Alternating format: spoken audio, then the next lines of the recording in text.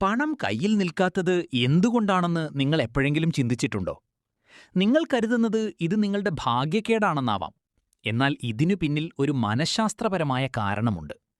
നിങ്ങളുടെ കയ്യിൽ ഒരു വലിയ നോട്ടായിരിക്കുമ്പോൾ നിങ്ങളുടെ മസ്തിഷ്കം അതിനെ ഒരു പ്രധാന സമ്പാദ്യമായി കാണുന്നു. എന്നാൽ ആ വലിയ നോട്ട് നിങ്ങൾ ചില്ലറയാക്കുന്ന നിമിഷം ഡിനോമിനേഷൻ ഇഫക്റ്റ് എന്ന പ്രതിഭാസം സംഭവിക്കുന്നു.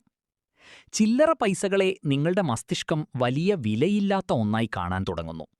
ഇത് അനാവശ്യമായ ചെറിയ കാര്യങ്ങൾക്കായി പണം ചെലവഴിക്കാൻ നിങ്ങളെ പ്രേരിപ്പിക്കുന്നു.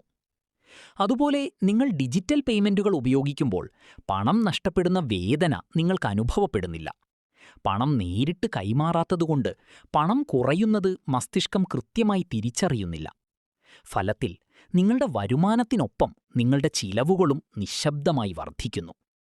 അതുകൊണ്ട് പണം തനിയെ അപ്രത്യക്ഷമാകുന്നതല്ല, പകരം പണം ചെലവഴിക്കാൻ നിങ്ങളുടെ മനസ്സ് നിങ്ങളെ തന്നെ കബളിപ്പിക്കുന്നതാണ്.